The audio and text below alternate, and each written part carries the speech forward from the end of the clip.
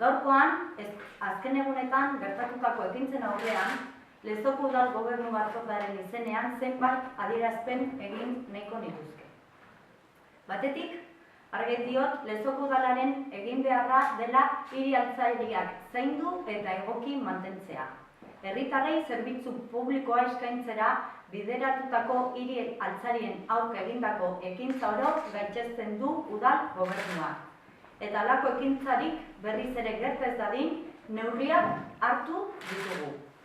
Hala, 3 herritarrei espedienteak ireki dizkiegu eta 1.500 eta 3.000 euro arteko isuna izan dezakete.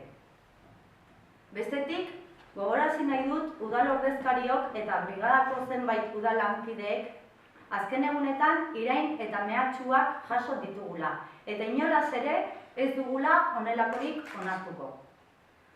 Eta Lezo Garbia plataformako kideei luzatzen diet galdera. Nola ulertu daiteke azken egunetan erakutsitako aurpegi bikoitza? Plataformak egindako azken bileran argi eta garbi intsumiziorako ideia egiteaz gain zintzilikatzekoak kendu eta austera gonbidatu zituzten herritarrak. Gertatutako ekintzen ondoren berriz, komunikabideetan halako ekintzak kondenatu egiten dituztela adierazi dute bertako kideek. Lehenik, krispazioa hauspotu eta gero kondenatu halako jarrerak guztiz onargaitzak direla iruditzen zaigu. Apirilak, 4 gauean gertatutakoaren nondik norakoak ere azaldu nahi dizkizuet. 9:30 inguruan udaltzainen dei bat jasotzen dut. Kontatuaz, bizilagun batzuk ditugula, Altamirako auzoan zintzilikairuak kentzen eta bertan daudela. Kotxe hartu eta bertaratzen naiz. Beraiekin hizketan hasten gara, bertan udaltzen bat zegoen eta ni, eta beraiek onartzen dituzte zintzilikairuak kendu dituztela. Ez dutela ez zaien ondo iruditzen nun dauden jarritak eta kendu egin zituztela. Nik esan nien, behin eta berriz, parte-hartze prozesu guztian aipatu genuen bezala, zintzilikairuak jarri zirela, edo jarriko direla, azterketa tekniko baten ondoren, bideragarritasuna agon tokian eta hoberen datorkigun tokian. Hala eta guztiz, 6 hilabetetara bizilagun guztiak ados baldin badaude zintzilikairuak beste tokian jartzeko, ez dela inolako arazorik egongo. Baina ezin zituztela berikagoz zintzilikairuak paretatikan kendu eta puskatu. Eta onartu behar zutela hori etzela bidea. Orduan, identifikatzea eskatu genien eta ezezkoa esan zioten udaltzainari. Orduan, udaltzainari esan nion, mesedez, ertzainai deitzeko, ertzainak beraiek identifikazio lanak egiteko. Ertzainak etorri ziren eta komentatu genien, gertatutako guztia, eta badirudi arazoak zituztela herritarrak identifikatzeko, ez zituzten identifikatu nahi.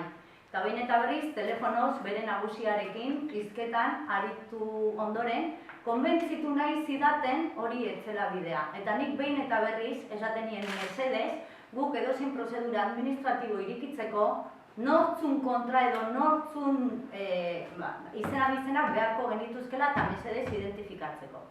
Eta beraiek, ez esan, eta kotxean sartu, eta joan egin ziren. Antxe gelditu ginen, 5 zinegotzi, 2 udaltzain, ni neu, eta 40 bizilagun oso haserre. Oso haserre, eta gainea tonoa igotzen juntzen.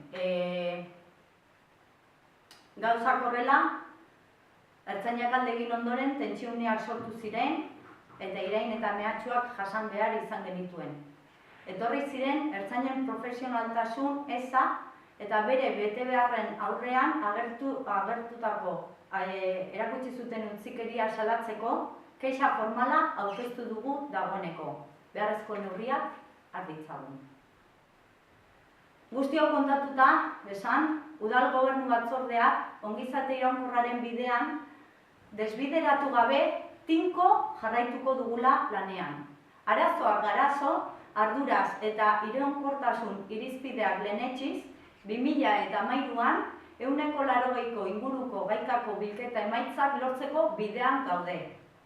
Eta denon artean, behin artezateko bilketa ezarrita, lortuko dugu. Mila esker.